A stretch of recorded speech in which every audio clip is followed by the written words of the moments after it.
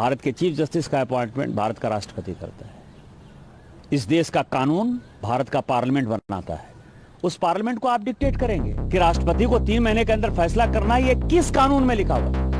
आपके भाई भतीजावाद के आधार पर जज का चुनाव नहीं होगा। इस देश में धार्मिक युद्ध भड़काने के लिए केवल और केवल सुप्रीम कोर्ट जिम्मेवार है। सुप्रीम कोर्ट अपनी सीमा से बाहर जा रहा है, इस संसद का कोई मतलब नहीं।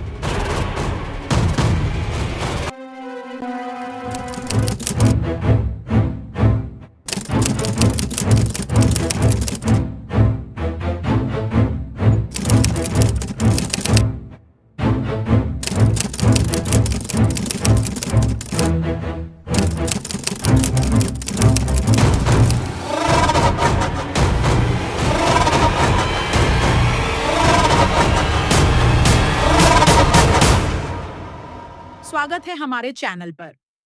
हाल ही में बीजेपी सांसद निशिकांत दुबे ने सुप्रीम कोर्ट और चीफ जस्टिस संजीव खन्ना पर विवादित बयान दिए, जिसमें उन्होंने कहा कि सुप्रीम कोर्ट अपनी सीमा से बाहर जा रहा है और संसद का काम कर रहा है। लेकिन सवाल ये है, क्या सुप्रीम कोर्ट को ऐसा करने का अधिकार है, और अगर हाँ तो क्यों? आज हम इस मुद्दे को आसान भाषा में समझेंगे, तो वीडियो को अंत तक देखिए, लाइक कीजिए और चैनल को सब्सक्राइब करना न भूलें। निशिकांत दुबे, जो झारखंड के गोड्डा से बीजेपी सांसद हैं, ने हाल ही में सुप्रीम कोर्ट पर कई गंभीर आरोप लगाए। उन्होंने कहा कि सुप्रीम कोर्ट कानून बना रहा है, जो संसद का काम है।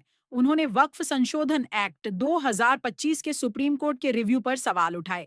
उन्होंने यह भी कहा कि सुप्रीम कोर्ट के फैसले धार्मिक युद्ध को बढ़ावा दे रहे हैं। और सबसे बड़ा बयान, सुप्रीम कोर्ट ने राष्ट्रपति को बिल पर हस्ताक्षर करने के लिए 3 महीने का डेडलाइन दिया, जिसे दुबे ने गलत बताया। इन बयानों ने राजनीतिक हलकों में हंगामा मचा दिया। बीजेपी ने खुद को इनसे अलग कर लिया। लेकिन सवाल ये है, क्या सुप्रीम कोर्ट वाकई अपनी शक्तियों का दुरुपयोग कर रहा है? चलिए समझते हैं। सुप्रीम कोर्ट भारत का सर्वोच्च न्यायालय है और इसे भारतीय संविधान ने विशेष शक्तियां दी हैं। आइए इसे पॉइंट्स में समझें। न्यायिक समीक्षा संविधान के अनुच्छेद 13 और 32 के तहत सुप्रीम कोर्ट किसी भी कानून या सरकारी फैसले की समीक्षा कर सकता है, अगर वह संविधान के खिलाफ हो।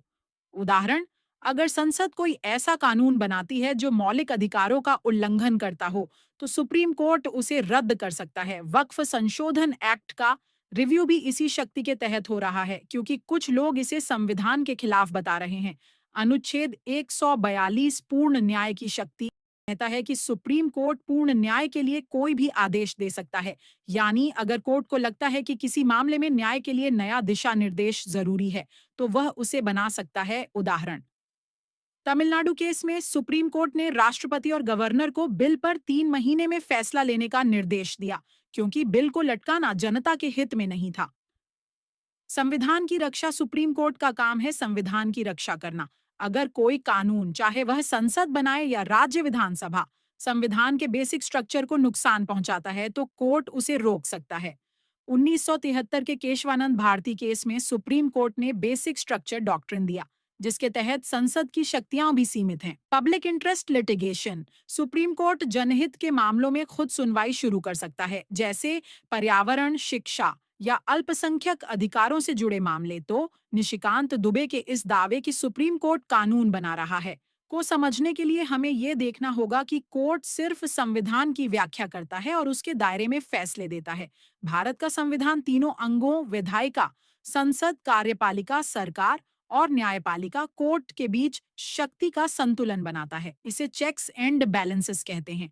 संसद का काम कानून बनाना, सरकार का काम कानून लागू करना, सुप्रीम कोर्ट का काम ये सुनिश्चित करना कि कानून और सरकार के फैसले संविधान के अनुरूप हों। अगर सुप्रीम कोर्ट संसद के कानून की समीक्षा न करे तो क्या होगा?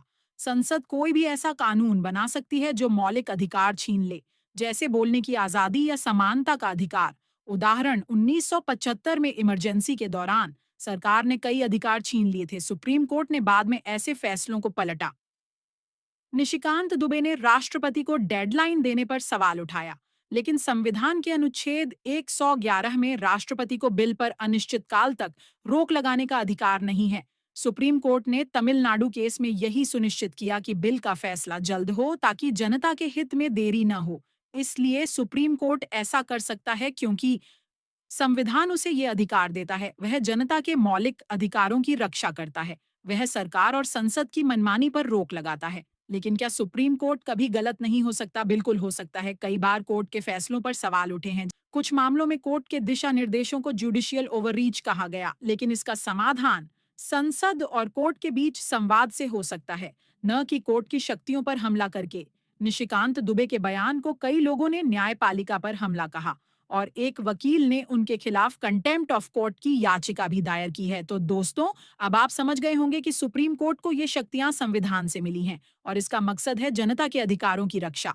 लेकिन सवाल ये भी है, क्या कोर्ट को अपनी सीमाओं का ध्यान रखना चाहिए? निशिकांत दुबे का बयान सही है या गलत? क्या सुप्रीम कोर्ट वाकई संसद से ऊपर है? अपनी राय कमेंट बॉक्स में जरूर बताइए। अगर आपको ये वीडियो पसंद आया तो लाइक करें, शेयर करें और हमारे चैनल को सब्सक्राइब करें। अगली वीडियो में हम किसी और जरूरी मुद्दे पर बात करेंगे।